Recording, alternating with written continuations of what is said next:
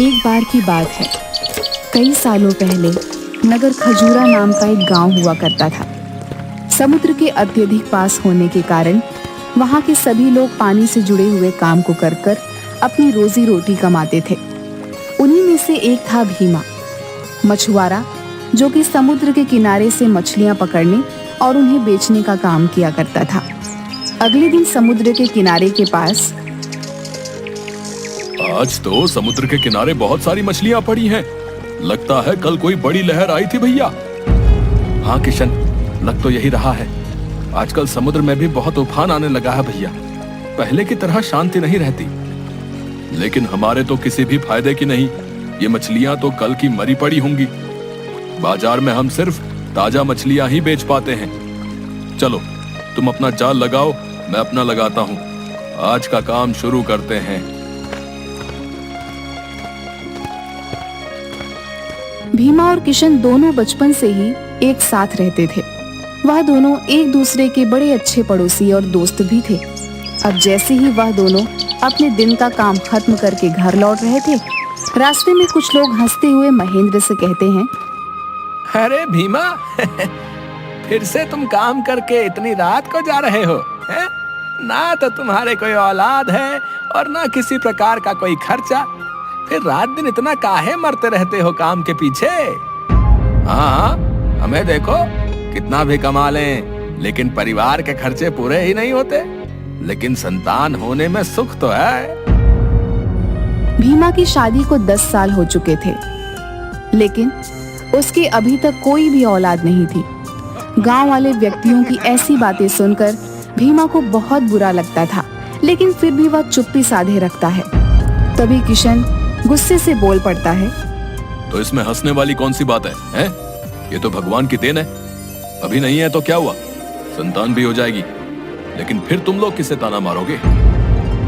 अरे हम तो बस इतना कह रहे थे कि अब बुढ़ापा आ चुका है। इतना तो कमाई कर ही लिए होंगे भीमा भैया की बाकी का जीवन सुकून से कट जाए, हैं? आजकल तो किसी को सलाह देने का जमाना ही नहीं रहा भैया। हाँ, अगर ये कुछ छोड़ दे तो हम जैसे नए मछुआरे भी कुछ आमदनी करें, लेकिन सारी मछलियां तो ये ले जाते हैं। तो सीधे सीधे कहो ना, ये बात है। भीमा की तरक्की से तुम्हें जलन होती है। उस बात को घुमा फिरा कर करने की क्या जरूरत है? और आइंदा परिवार को बीच में मत लाना, समझे? अब रहने दो किशन, इनसे बहस करने का कोई फायदा नहीं। चलो घर चलते हैं यार, देरी हो रही है। वहां से जाते वक्त बसंत सुंदर से कहता है, यार तुम भीमा को इतना नापसंद क्यों करते हो? जब भी उसे देखते हो तो गुस्से से लाल पीले हो जाते हो। अरे कुछ नहीं, बस मैं बचपन में हर चीज में इससे अच्छा था। इसके बाप दादा हमारे यहाँ से उधार मांगा करते थे, और आज देखो सारे गांव के लोग इसकी बात सुनते हैं और हमें कोई पूछता तक नहीं। अच्छा, तो तुम्हें उसके पैसे से जलन है। समझ गया समझ गया। लेकिन एक बात बताओ, उसके पैसे ना होने से बच्चे का क्या लेना देना? वही तो बात है, किसी को बताओगे तो नहीं। तो फिर तुम्हें बता ही देता हूँ, भीमा के कभी भी बच्चा नहीं होगा। लेकिन तुम इतना यकीन से कैसे कह सकते हो भैया? क्योंकि मैंने ही एक तांत्रिक से विद्या पढ़ाई हुई है कि उनको कभी बच्चा ना हो। सुंदर की ये बात सुनकर बसंत दंग रह जाता है, पर डर के कारण कुछ नहीं कहता। भीमा बचपन से ही मछुआरे होने का काम कर रहा था। वह अपने काम में बहुत माहिर था और उसकी आमदनी सभी मछुआरों से काफी ज्यादा थी। पैसे की उसे ज्यादा कोई कमी थी नहीं, परंतु फिर भी संतान न होने के कारण उसके जीवन में एक सूखापन था। उन व्यक्तियों की बातें उसके दिमाग में गूंजती रही और वह उदास होकर घर पहुंचा, लेकिन उसे अभी पूरी सच्चाई पता ही नहीं थी। क्या हुआ जी, आज आप इतने उदास क्यों हैं? कुछ नहीं रमा, क्या तुमने खाना लगा दिया? जी मैंने खाना कब का लगा दिया है। आप मुंह धोकर खाना खा लीजिए। मैं जानती हूँ आप किसी बात से परेशान हैं। लोगों का तो काम है कहना। अब उनकी बातों पर ज्यादा ध्यान मत दीजिए, इससे आपकी सेहत पर असर पड़ेगा। हाँ रमा, मैं जानता हूँ मुझे इन लोगों की बातों से फर्क नहीं पड़ता, लेकिन दिन प दिन हमारी उम्र भी तो बढ़ती जा रही है। भगवान एक ना एक दिन सबकी सुनता है, बस आप उसका नाम लेकर आराम से सो जाइए। इस बात की ज्यादा चिंता मत करिए। अब तो मैंने सब ऊपर वाले पर ही छोड़ दिया है। यह बात करके रमा और भीमा दोनों दुखी मन से सो जाते हैं। अब अगले दिन रोज की तरह भीमा सुबह 5 बजे उठकर समुद्र के किनारे मछली पकड़ने पहुंच जाता है। अब वह रोज की तरह अपनी नौका में बैठकर समुद्र के बीच में जाकर अपना जाल फेंकता है और उसमें बहुत सारी मछलियां फंस जाती हैं। लेकिन उसमें से एक बहुत बड़ी गोल्डन कलर की मछली भी फंस जाती है। अब वह जैसे ही जाल ऊपर खींचता है तो वह देखता है कि वह मछली बोल रही थी, मुझे छोड़ दो मछुआरे, मैं कोई आम मछली नहीं हूँ। अगर तुम मुझे समुद्र में वापस छोड़ देते हो तो मैं तुम्हें तुम्हारी मनचाही इच्छा पूरी करने का वरदान दूंगी। पहले तो भीमा उस मछली को बोलते देख बहुत डर जाता है, पर बाद में अपने नरम स्वभाव के कारण वह मछली को मुस्कुराकर कहता है, मैं भगवान की दिव्य शक्तियों में विश्वास रखता हूँ। मैं तुम्हें अवश्य ही छोड़ दूंगा। अगर तुम बोल सकती हो तो तुम जरूर इंसानों की ही तरह किसी दूसरी दिव्य दुनिया से हो। इतना कहकर वह उस गोल्डन मछली को समुद्र में वापस छोड़ देता है। उस मछली को समुद्र में छोड़ते ही वह देखता है कि वह मछली एक सुंदर महिला में बदल जाती है।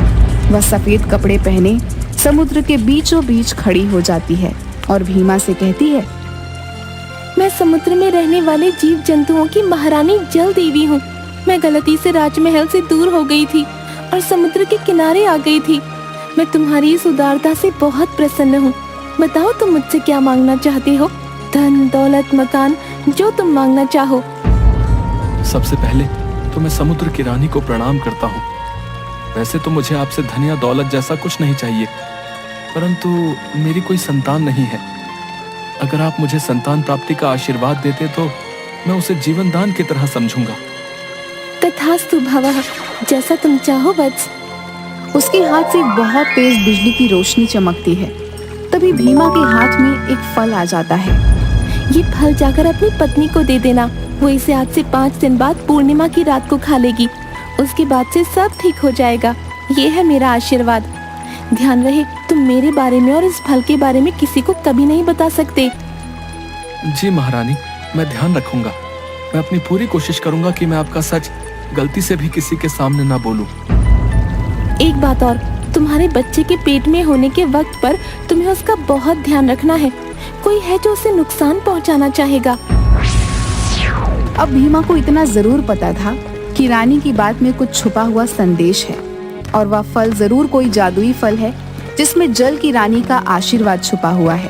अब वह खुशी के मारे जल्दी जल्दी कदम बढ़ाकर अपने घर चला जाता है और जाते हुए रास्ते में सोचता है, ये जरूर भगवान का ही कोई संकेत है। और यह कहते कहते उसकी आंखों में से आंसू आ जाते हैं। रमा, देखो तो मैं तुम्हारे लिए क्या लेकर आया हूँ। क्या हुआ? क्यों इतना चिल्ला रहे हो? देखो मुझे आज क्या मिला। मैं रास्ते से जब घर आ रहा था तो एक बूढ़े बाबा ने आशीर्वाद में मुझे एक फल दिया और बोला कि इसे तुम्हें दे दूं। अच्छा इधर लाओ, मुझे दे दो। पर इसमें इतना खुश होने की बात क्या है? रमा बिना सारी सच्चाई जाने वह फल आराम से खा लेती है और उसे उस फल को खाता हुआ देख भीमा की आंखों में नमी और अपने भविष्य की आशा झलक पड़ती है। ठीक महारानी के कहे अनुसार उसने रमा को कुछ नहीं बताया। 2 महीने बाद रमा को अचानक से चक्कर और उल्टी जैसा महसूस होने लगा। पहले पहले तो वो इसे आम बात समझकर टाल देती है, लेकिन जब 2-3 दिनों तक लगातार ये सब होता रहता है तब वह भीमा को जाकर बताती है। अजी सुनते हो, मेरी तबीयत 2-3 दिन से बहुत खराब है। रमा, तुमने मुझे पहले क्यों नहीं बताया? हमें तुरंत ही डॉक्टर के पास चलना चाहिए। अब वे दोनों डॉक्टर के पास जाते हैं, सारे चेकअप कराते हैं। कुछ ही देर बाद डॉक्टर आते हैं और बोलते हैं, भीमा जी, आपकी पत्नी बिल्कुल ठीक है। खुशखबरी की बात यह है कि ये प्रेग्नेंट है, पर क्योंकि ये लेट प्रेगनेंसी है, इन्हें अपना खास ख्याल रखना होगा। ये बात सुनकर भीमा और रमा खुशी से फूले नहीं समाते और डॉक्टर से कहते हैं, आपका बहुत बहुत धन्यवाद। हम बिल्कुल अपने बच्चे का खास ख्याल रखेंगे। भगवान ने बहुत दिनों बाद हमारी पुकार सुनी है। तभी ये बात सुंदर को पता चलती है। और भीमा के बाद वे उसके घर चला जाता है। भीमा, रमा भाभी, कोई घर पर है? हाँ सुंदर भैया, बोलिए। कुछ नहीं, खुशखबरी का पता चला तो हालचाल पूछने आ गया, और कुछ फल भी लाया था आपके लिए। अरे भैया, इसकी क्या जरूरत थी? आइए ना, बैठिए, भीमा आने वाले ही होंगे। नहीं, बस चलता हूँ।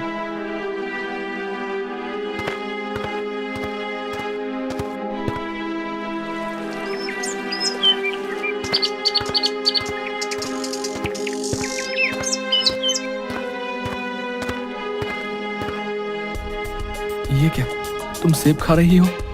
पर मैं तो सेब लाया ही नहीं था। अरे सुंदर भैया आए थे, वो देकर गए हैं। इतना सुनते ही भीमा डर जाता है और रमा के हाथ से सारा फल छीनकर फेंक देता है। मैंने तुमसे कितनी बार कहा है, जब तक मेरी लाई हुई चीज ना हो तुम्हें नहीं खानी है। तुम्हें समझ क्यों नहीं आता? अब भीमा डर कर मन ही मन सोचता है, रानी, मेरे बच्चे की रक्षा करना। कुछ महीनों बाद रमा और भीमा की जिंदगी में अब खुशियां छा गई थी। उनके यहाँ एक लड़के ने जन्म लिया था जो बहुत ही सुंदर था। उसकी आंखें नीली थीं। इतना सुंदर था कि जो देखता तो देखता ही रह जाता। देखो कैसे खिलखिला रहा है, बिल्कुल तुम पर गया है।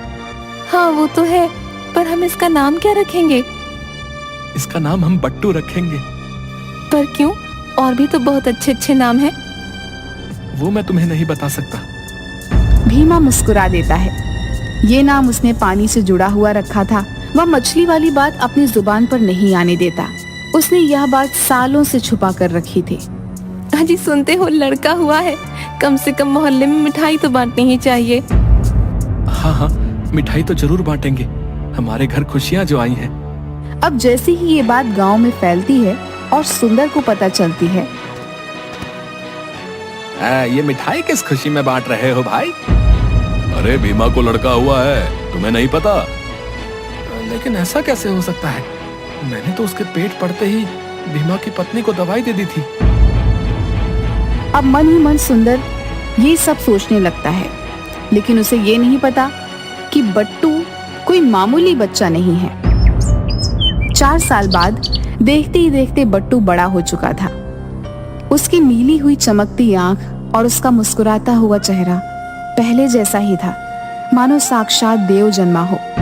बट्टू, जरा इधर आना तो। अब बट्टू रमा के पास आकर बच्चों जैसी आवाज में बोलता है, पापा किधर है? मुझे उनके पास जाना है। पापा बाहर काम पर गए हैं बेटा, तुम उनके पास नहीं जा सकते। अब किसी वजह से बट्टू रोते रोते चुप ही नहीं होता। तभी रमा कहती है, यह आज इतना क्यों रो रहा है? ये तो कभी इतना नहीं रोता। वो जैसे ही उसे घर के बाहर अपने पिता से मिलवाने ले जाती है, वह समंदर की तरफ बहुत तेजी से भागता है।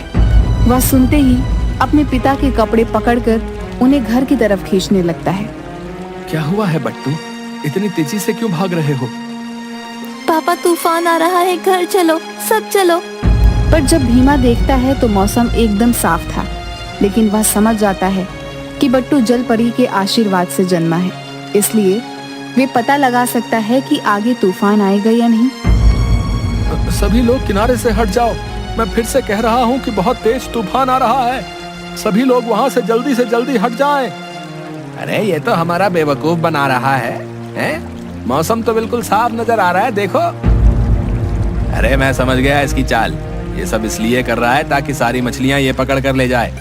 हम तो यहाँ से कहीं नहीं जाएंगे। हाँ, कुछ देर बाद ही बट्टू के बताए अनुसार बहुत तेज तूफान आया और समुद्र से लंबी भयानक लहर उठती है। लोगों के घर, नौका और बहुत सारी चीजें बह जाती हैं। सुंदर और बसंत भीमा की बात नहीं सुनते और वे समुद्र में बह जाते हैं। पापा, उन नीले शर्ट वाले अंकल को बचा लो। अब जैसे ही भीमा पीछे मुड़कर देखता है तो सुंदर और बसंत तेज लहरों के साथ बह रहे होते हैं। अब मैं इन्हें कैसे बचाऊं? लहरें बहुत तेज हैं। इन्हें बचाने गया तो मैं भी साथ में बह जाऊंगा। आप उन अंकल को बचाने जाओ पापा, बाकी सब मैं संभाल लूंगा। भीमा को बट्टू की बात पर विश्वास था, क्योंकि उसे पता था कि जल के देवता के आशीर्वाद से जन्मा है ये। अब वह बिना कुछ सोचे समझे तेज लहरों में कूद पड़ता है और सुंदर और बसंत को बचा लेता है। थोड़ी ही दूर खड़ा बट्टू समुद्र की ओर जल की रानी, जल की देवी को देखकर मुस्कुराने लगता है। तभी सुंदर और बसंत आते हैं और सुंदर बट्टू को गले से लगा लेता है। गले लगाते ही सुंदर फूट फूट कर रोने लगता है और कहता है, अगर आज तुम ना होते तो शायद हम सभी ना बच पाते। मैंने जलन के कारण हमेशा अपने जीवन में गलत चीजें की और उसका ही एक शिकार तुम जैसी नन्ही जान बन गई। मुझे माफ कर दो बेटे। कोई बात नहीं अंकल, मैं आपसे गुस्सा नहीं हूँ। इसके बाद वह बिना किसी डर के खुशी से रहने लगते हैं। बट्टू की इस मासूम भरी बात पर सभी जोर जोर से हंसने लगते हैं।